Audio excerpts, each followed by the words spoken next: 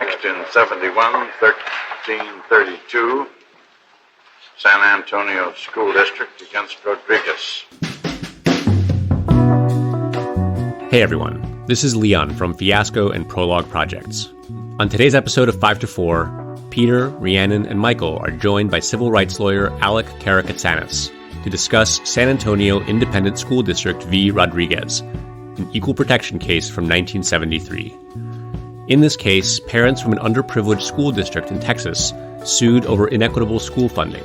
Well, are you saying that you're discriminated against in this school district because you're poor and these children's education are suffering because of that? They are. Well, the district is poor. And so what? So that we have poor education? But the court rejected their claim. Today, the Supreme Court, in effect, conceded the system may be discriminatory, but ruled 5 to 4 that it is constitutional. This is 5 to 4, a podcast about how much the Supreme Court sucks.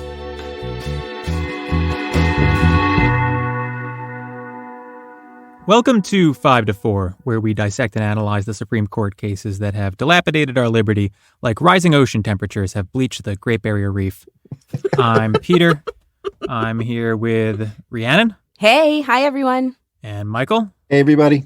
And our special guest, Alec Karakatsanis. Alec, welcome. Hi. Hey Alec. Hi everyone. Alec is a civil rights lawyer and the founder and director of Civil Rights Corps, an organization dedicated to systemic litigation, attacking injustice in the criminal legal system, most notably in recent challenges to cash bail systems across the country. His most recent published work is a book called Usual Cruelty, The Complicity of Lawyers in the Criminal Injustice System. Great to have you on, man. We appreciate you being here. We're so excited that you're here, Alec. Mm-hmm. Thank you. It's wonderful to be here. Thank you all. Alec is best known for his work concerning the intersection of poverty and our legal system. And so we thought it would be great to have him on for today's case, which is San Antonio Independent School District v. Rodriguez. This is much requested by our fans. Yes. It's a case from 1973, and it is a case that asks a very simple question. Does the Equal Protection Clause of the United States Constitution protect people from being treated differently based on their wealth? If you understand the premise of this podcast, or if you are otherwise familiar with the concept of America, you know how the court answers that question.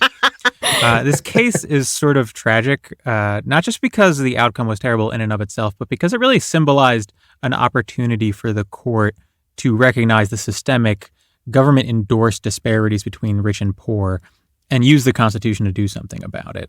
And instead, the court turns a blind eye and leaves us with a deeply inequitable public school system that has continued to perpetuate horrific cycles of poverty in the ensuing half-century. There's so much to say here. Yeah. This opinion represents a very particular vision of what the U.S. Constitution is.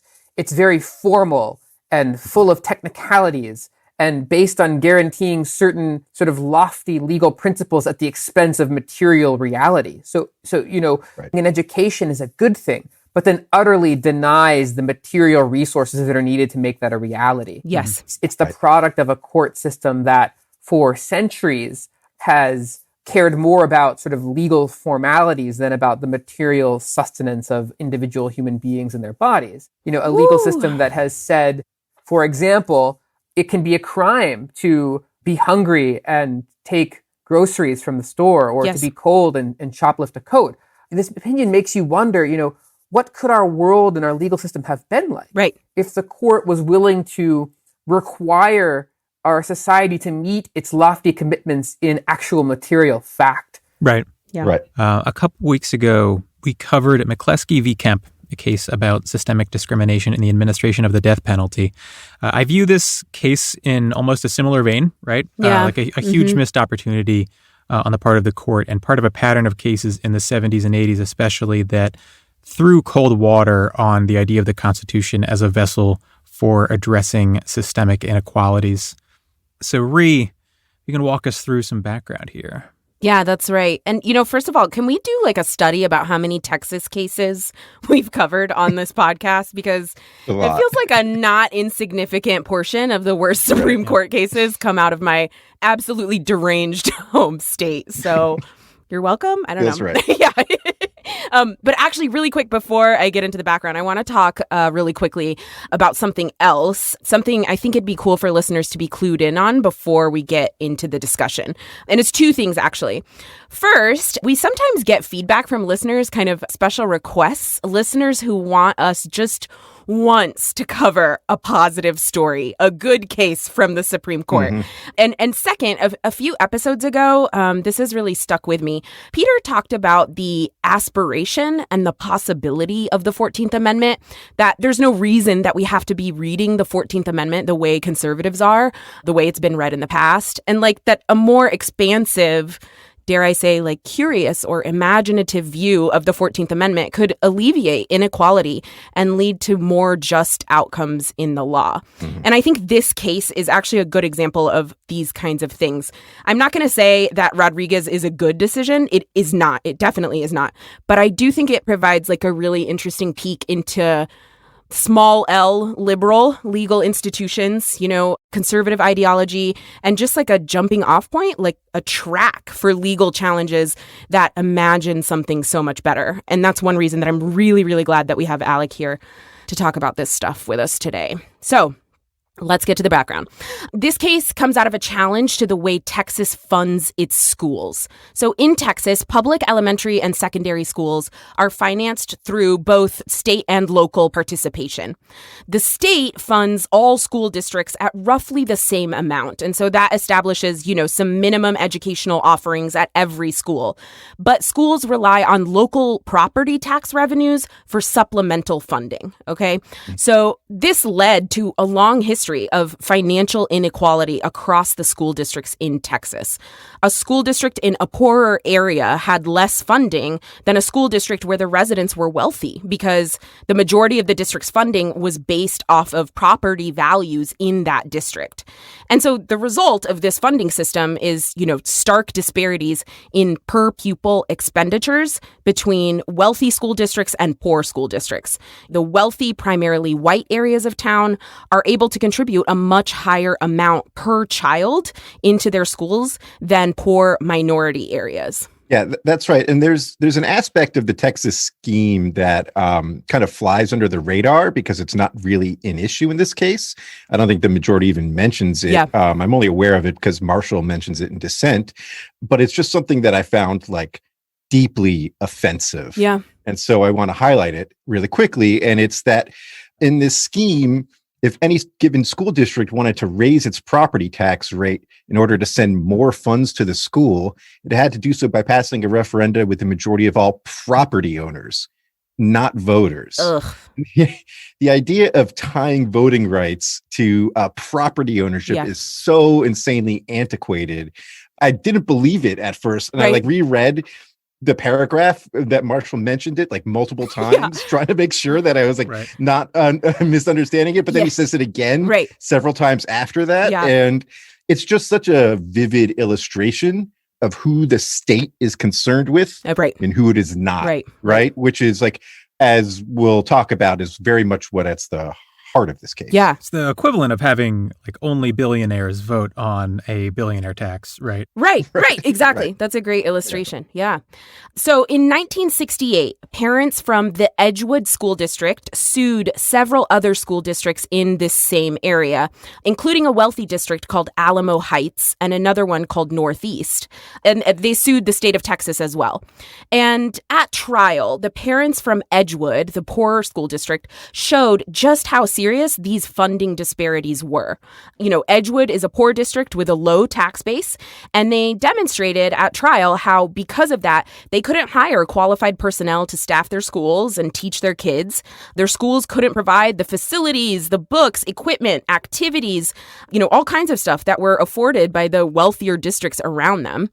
And in fact, they provided a study that compared Edgewood with one of the other wealthy districts, the Northeast one.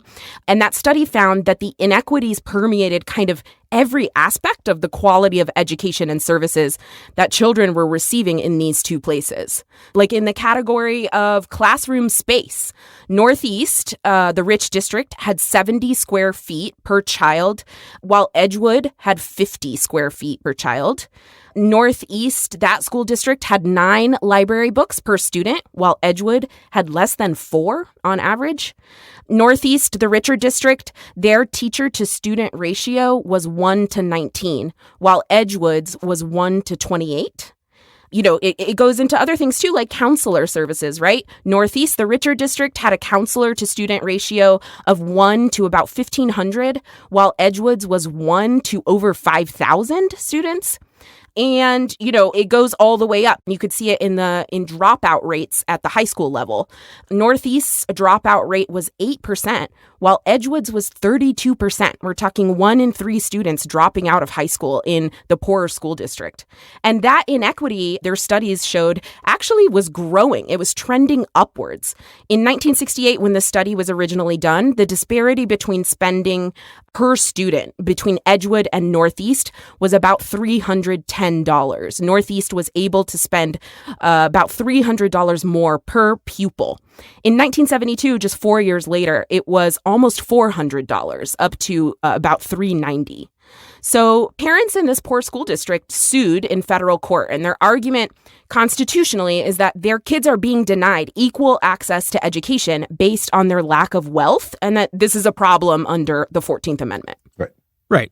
The lawsuit's brought on behalf of these students in impoverished districts. Right. And the court, in a 5-4 decision written by Justice Lewis Powell, back on our podcast for the second time. Being a dipshit again. Putting in tons of work, rejects the claim. The basic question, to dig into the opinion a bit, that the court tackles is whether this public school financing system is violating the Equal Protection Clause. And the students are making what is a fairly novel claim. Not entirely novel, but one that the Supreme Court has not addressed, right? That discriminating on the basis of wealth violates the Equal Protection Clause. Right. This is particularly important because what they're really saying is that poverty should be a protected class the same way that, for example, race or gender is, right? Right. The Equal Protection Clause works by saying that if there is discrimination across a protected category, such as race or gender, the court will scrutinize it more aggressively. So they're saying, hey, poverty, just like race and gender, is a category with a long history of oppression and discrimination in this country. You should use the Equal Protection Clause to protect the impoverished from being treated differently under the law just because of their wealth or lack thereof. Yes. And the court essentially dodges this question. I read it through a few times and I thought it was a very convoluted analysis, but what they're basically saying is, look, there's no clear definition of who's poor here, right? Is it the people below the poverty line? Is it people who are poor relative to another person? Or is it anyone in a poorer school district? And without getting too granular, what they basically say is, look, the relationship of poverty to school districts is too imprecise. The poorest people don't always live in the poorest districts. And so, we're not sure if we can do anything here. Yeah. And then they say, this is not an exaggeration, although it's going to sound like one. They say, look, these people are getting some public education, right? It's not like they're getting no public education. The court's argument is that the Equal Protection Clause doesn't require everything to be perfectly equal, just that everyone gets some sort of baseline education, right? And they're sort of dismissing the idea that poor communities are not getting that baseline education. In fact, what they say is, look, Texas claims that everyone gets an adequate education, and we have no reason to believe that that's not true. Boom, lawyered. Right. Great lawyer brain on that one. They don't quite reach the issue of whether poor people are or are not a protected class. They're just saying, in this circumstance, poor people aren't definable or identifiable enough to be protected, which is, I think, absolutely bullshit and absolutely a dodge of the reality of the situation.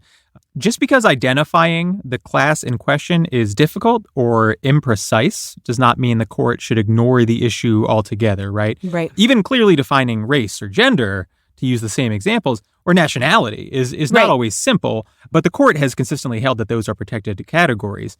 What the court is implying here is that because poorer school districts might contain some people who aren't poor, and poor people might live in other areas, it can't really help them because anything it does would be a little too imprecise.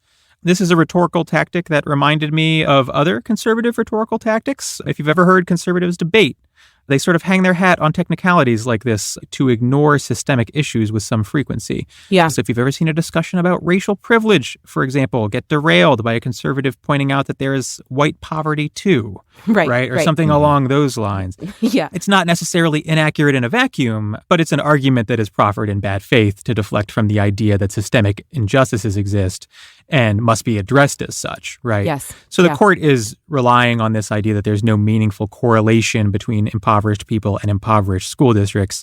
And I think the bottom line there is, are you fucking kidding me? I mean, that can't be the holding here. Right, exactly. Right. And I think that like the benefit of hindsight has us kind of being like, you know, this is an absurd holding, but definitely in line with conservative ideology. And now we look at it as if this holding maybe was like predictable. But at this time, in the early 70s, we are just on the tail end of the Warren Court era. And there had been some Supreme Court cases before this that seemed to indicate that poverty could be ruled a protected class at the Supreme Court.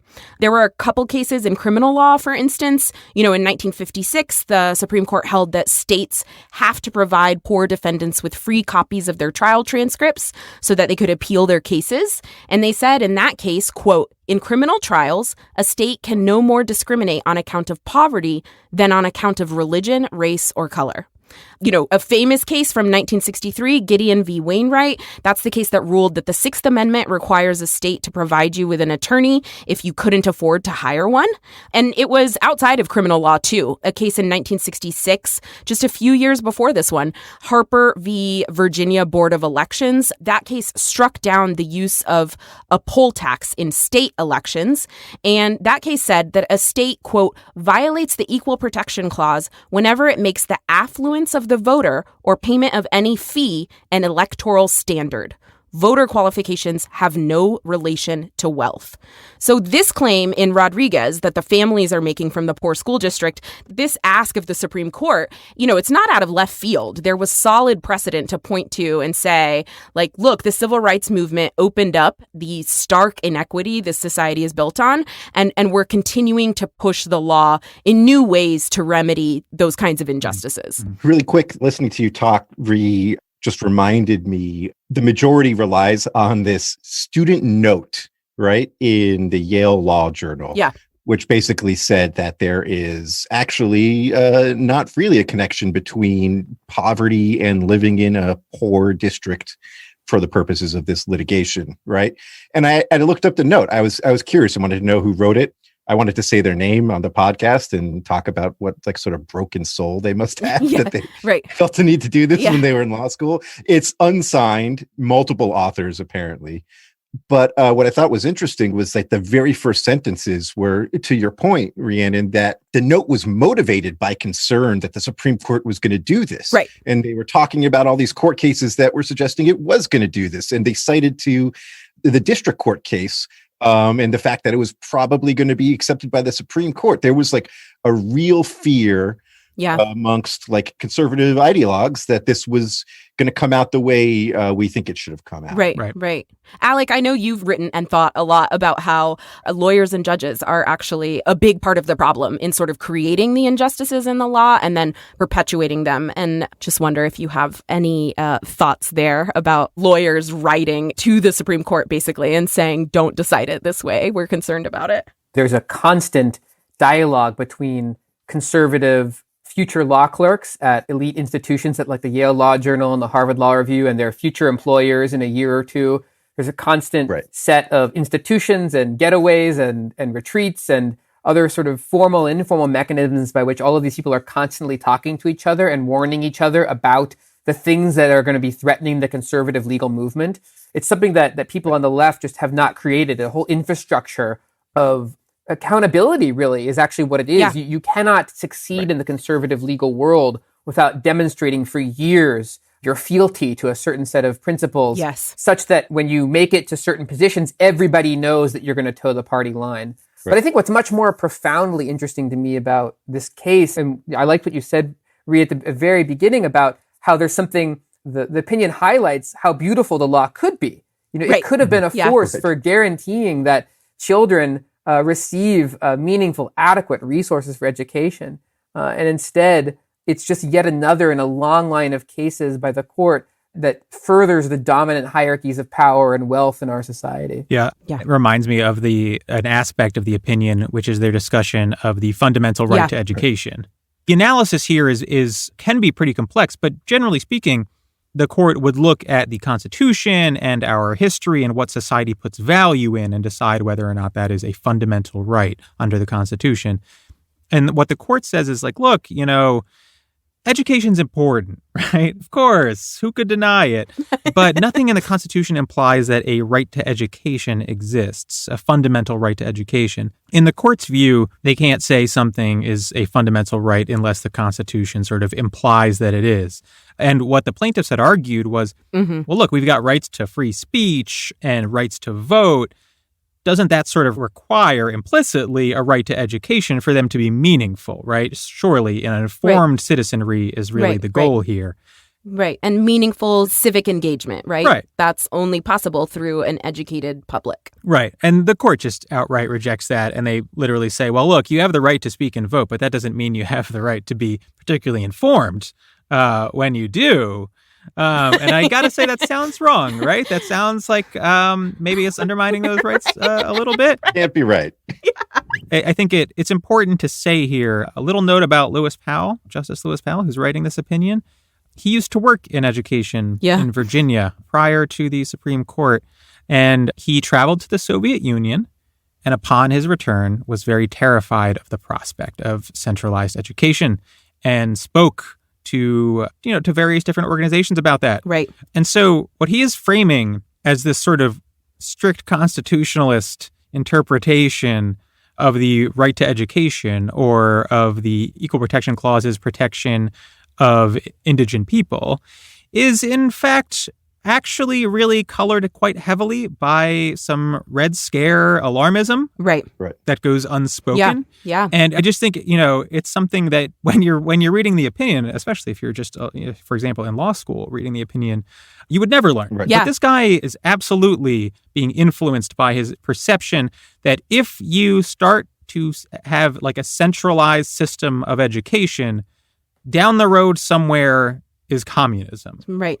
And I think there's another really interesting thing going on here with the opinion, which is it does a very typical conservative move where it says something like, well, if we grant that education is a fundamental right, what about the need for decent food and adequate shelter? Where does it stop? Because you couldn't have a good education if you're starving, if you're a child. Right. And so it's one might think, well, yeah, what about those things? Right. Those things should be fundamental rights too, right? That sounds important as well. Yeah. And in the Supreme Court's view, the fact that there might also be other things like shelter and housing and clothing that are fundamental rights becomes a reason to reject education as a fundamental right. And this is what in our work all over the country all the time, I call the McCleskey problem. So I'm glad you guys covered McCleskey on your other podcast. This problem for me is really the guiding principle of much of the court's modern jurisprudence. And that principle is simply stated that if a case threatens the existing distribution of wealth or power or the functioning of the mass incarceration bureaucracy, if a case threatens that too much,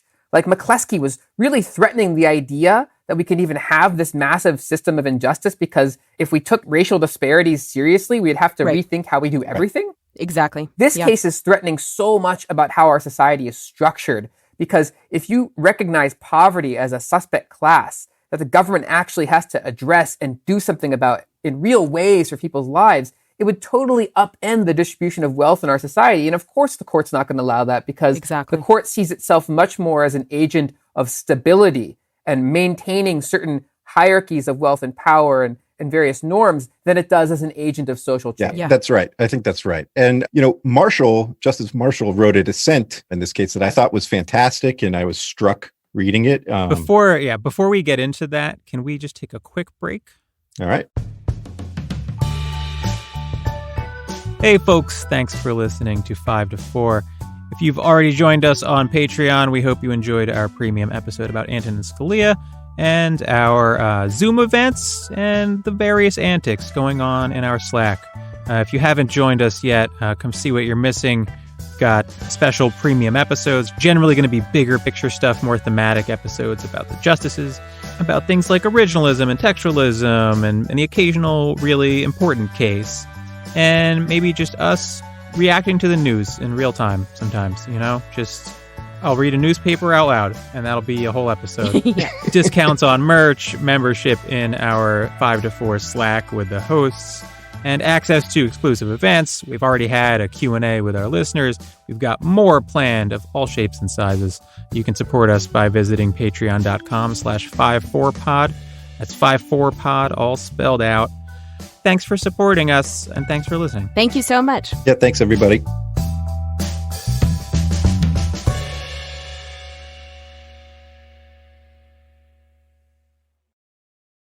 So Marshall's dissent. Justice Marshall wrote this dissent that I think was very comprehensive. Another dissent for the ages. It's a good one to go read if you haven't read it before. Yeah, it very patiently and sort of methodically picks apart like every single argument the majority makes.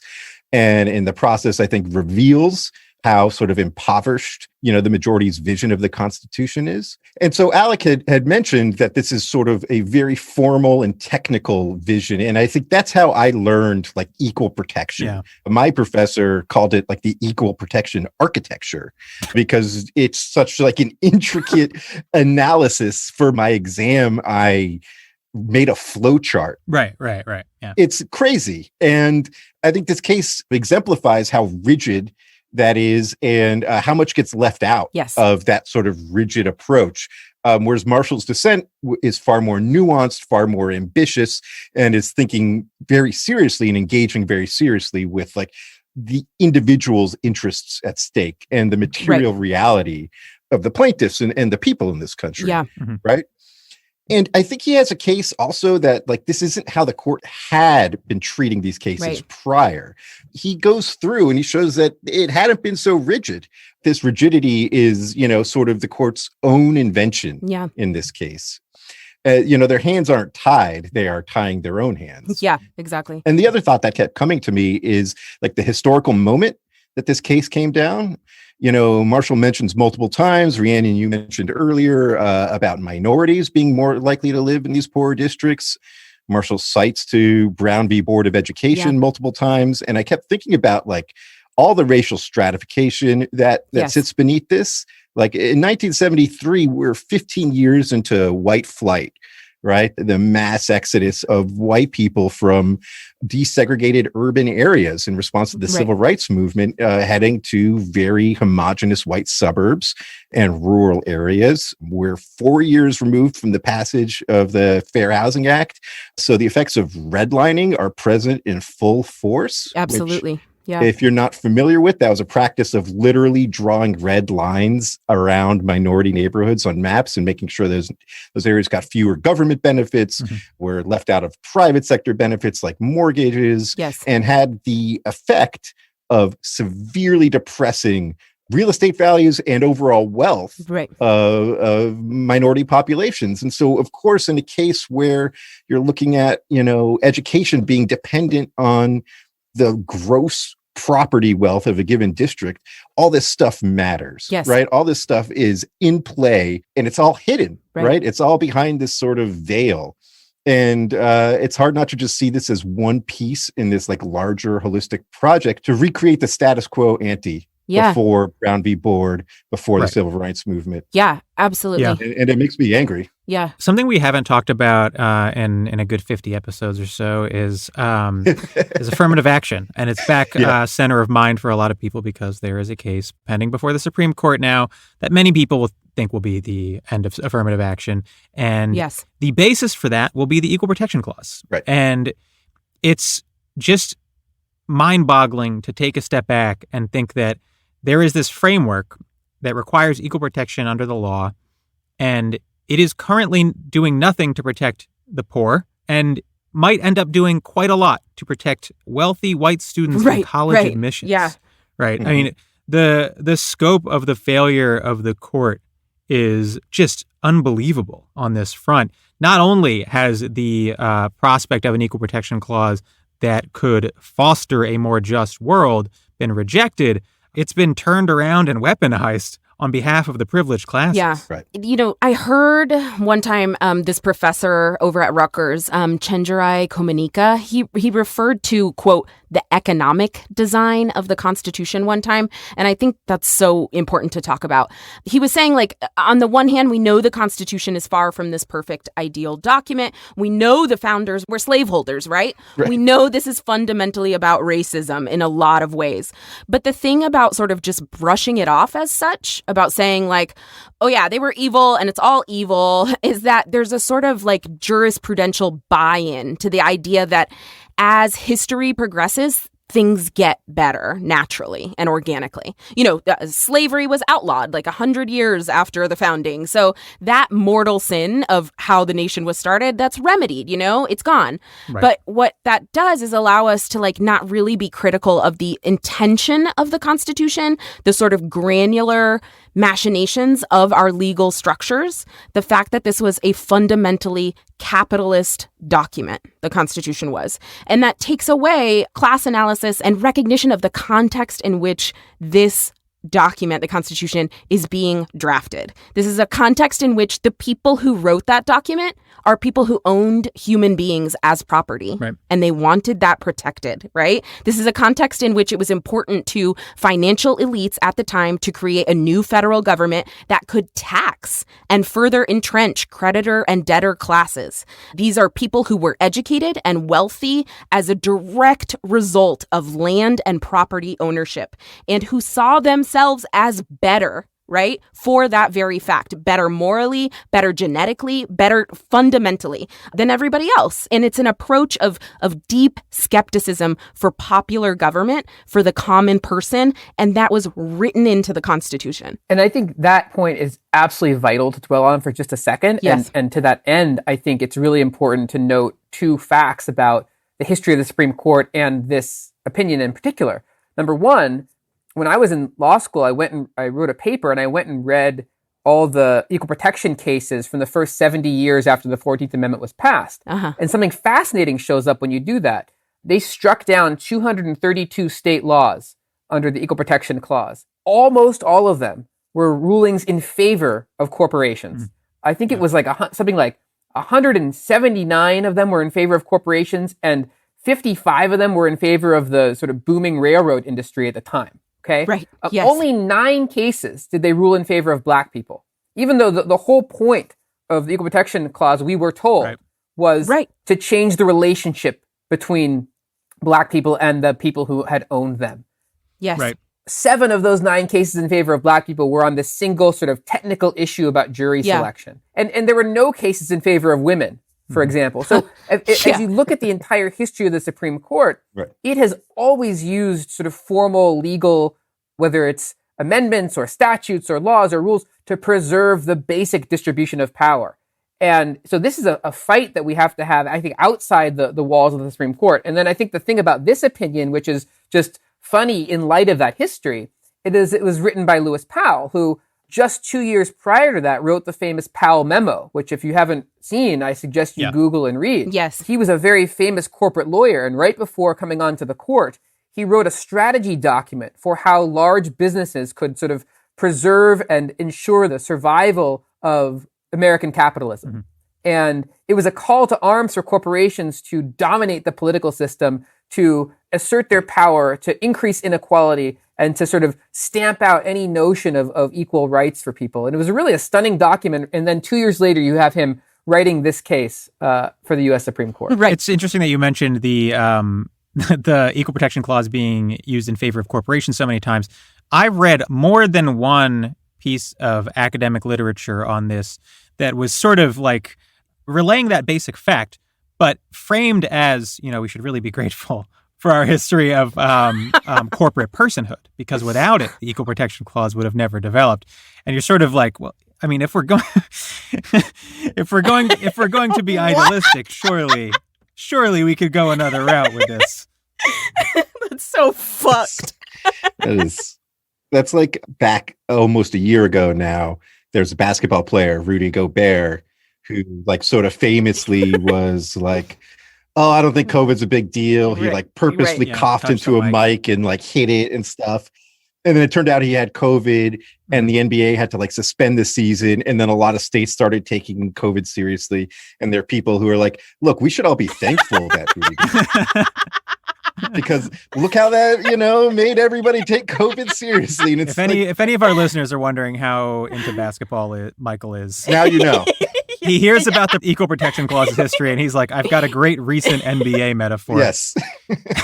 I think the opinion also does something else, which is very typical of conservative judges, which is that it doesn't actually answer the question of whether poverty is a suspect class. Mm-hmm. Right. It dodges that question in the way that Peter was describing earlier. Right. However, Powell and his other conservative comrades, I use that word because Powell would be so offended by it. Right. Yeah.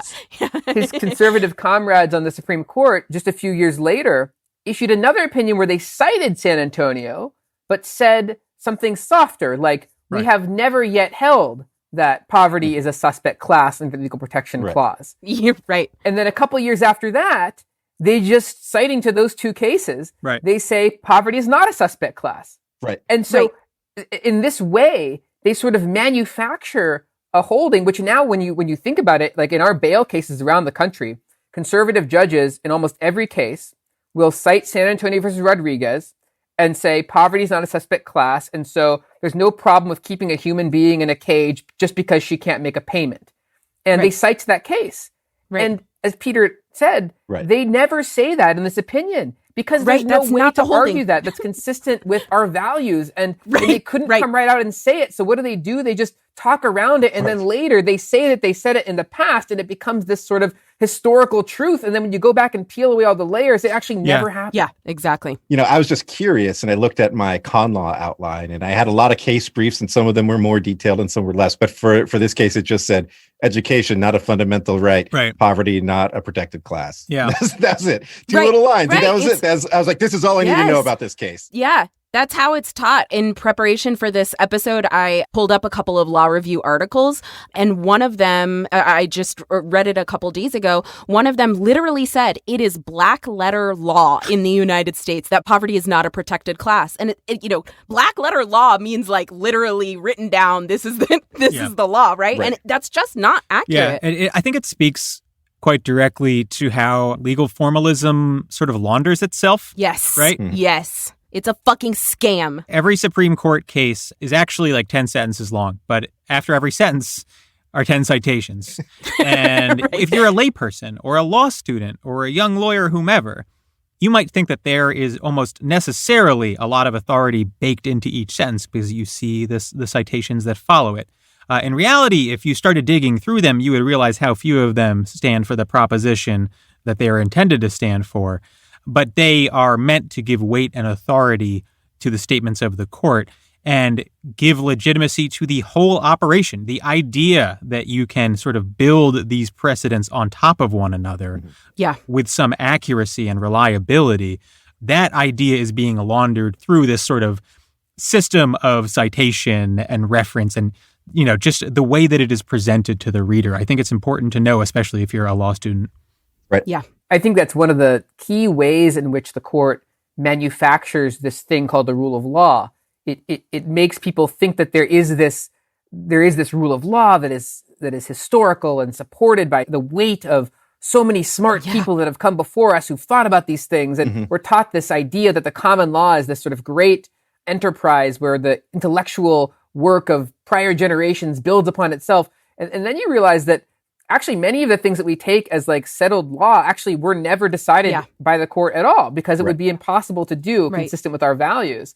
And this myth of the rule of law, when in fact what's going on is the law is being applied for some people, against some people, some of the time in some places for some reasons. Right. And throughout the history of this country, that is just deeply connected to white supremacy. It's deeply connected to sort of empire. It's deeply connected to the sort of worst aspects of our world. Yes. And it's laundered through these formalistic legal citations and these opinions. And that, to me, is one of the great tragedies of this case. It took what could have been a moment where we meet our rhetoric with actual commitments to the concreteness of what it might take to help human beings flourish. We instead use it as sort of the seminal case now, which establishes that the government has no role to play equalizing the distribution of wealth in our society. That's right. And I do think it's also like, for all these reasons, like a great sort of example of what I think is like a real failure of the mainstream legal left, right? And legal academia. Right. And it's this total just lack of ambition, right? Like mainstream conservative legal thinking is constantly arguing for overturning cases they dislike. They're constantly twisting precedent, like we just described in regards to this case, to fit their own ideological needs. We discussed that process as well in our Roe v. Wade series. Right. You see it all the time. I'm not even sure if there is a mainstream liberal or left legal project beyond maybe something like, let's try to hold on to some good decisions from the 60s. Right. But if there is one at all, it's more interested in like process-based issues in preserving institutional legitimacy than it is with like imagining something bolder and more value-centered jurisprudence that takes on directly cases like this one and all the awful cases we talk about. Well, even the people that are on the court that are called liberal, if you look at the last 50 years, they're mostly white. They're all fairly wealthy. First of all, they're lawyers, right? So they're coming from a very particular social class with a very particular perspective. There's not a real left on the court or even in legal academia because it's not really a sort of working class intersectional analysis. It's not coming out of real struggle. And so these are the representatives of the quote unquote left are, mostly corporate lawyers and former prosecutors. Right. And that has real consequences in the actual work that they do on the court. And so we have a conservative movement that is sort of deeply committed to very right-wing values and a quote unquote liberal movement that's mostly happy with the way our society looks and is just trying on the margins to preserve some of the ways in which our society is a little bit less cruel. And so we need a real movement that actually creates a real left. Yeah. I think this is a good place to turn, Alec, because I am such a follower of your work and the litigation that you're bringing across the country. I think it's a really good way, we keep talking about reimagining the world where poverty is a protected class, where the Supreme Court chose differently in this case, in San Antonio versus Rodriguez, or, a world where we do have a legal left movement that comes out of struggle that is pushing for better and more just outcomes. And so I'd love to give you an opportunity, Alec, to just talk about the work you're doing in the cash bail area, challenging cash bail, and talking about like what the 14th Amendment means in that context and what... Or could mean in that context. Right, or could mean in that context, and how you see the sort of proactive construction of a better 14th Amendment. Wow, yeah, that's tough. I mean, it's a hard question to think about what could be a better 14th Amendment when you look at what our judicial system looks like right now. Right. The judicial system is dominated by people who have a very different view of the Constitution and what it could mean. And unless pretty radical change happens, we are going to have this judicial system led by these people for the next generation or two. It's a painful exercise, thinking about what might our legal system do differently. We're litigating all over the country in many issues, but, this one issue that's gotten a lot of attention is the constitutionality of the American money bail system. And really all over the country, when people are arrested after being accused of a crime, they're told they're free to go home to their children, their families, their jobs, their school, their church, their home, if only they had cash. If they have enough cash, they can get out of jail. And not only that, but this country has privatized that system. So it's dominated by a multi-billion-dollar for-profit commercial money bail industry, which exists only in the United States and the Philippines, a former U.S. colony. Right. And the idea has led to extraordinary discrimination on the basis of wealth. So there are right now about 400,000 human beings in coronavirus-infested jail cells in horrific conditions, where they're likely to be physically and sexually assaulted and denied adequate exercise, food, medical care, mental health treatment. I mean, the conditions inside our cages are absolutely unspeakable.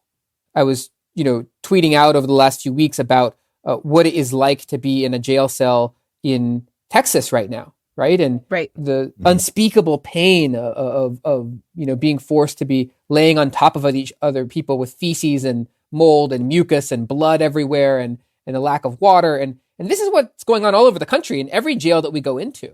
Right. And that is a consequence of the Supreme Court's decisions that people can be caged prior to trial, and the decisions of courts all over the country that people deserve to be in a cage just because they don't have cash. And so we've been challenging that system under the equal protection and due process clauses of the 14th Amendment for the last 5 or 6 years. And I think the cases will probably work their way up to the Supreme Court in the next 6 months or a year. You need any help on the brief? I like that laugh the first time Alec asked. He's like, oh yeah, okay, bro. yeah, it sounds real good.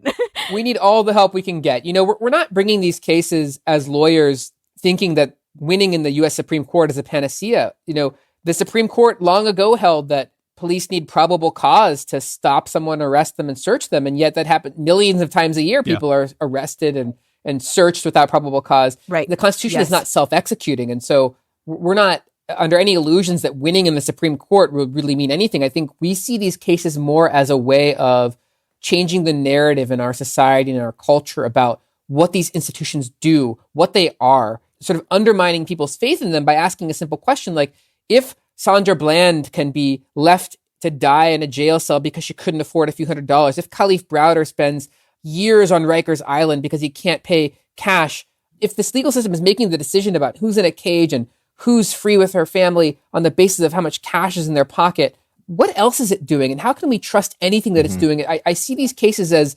undermining some of the faith that the legal establishment bureaucracy needs to survive and to keep inflicting all this harm. And so I think these cases are a very small part of a much broader movement that is really led by the people that are most harmed by these systems, trying to change the way we all think about them rather than sort of depending on one particular ruling from one particular court.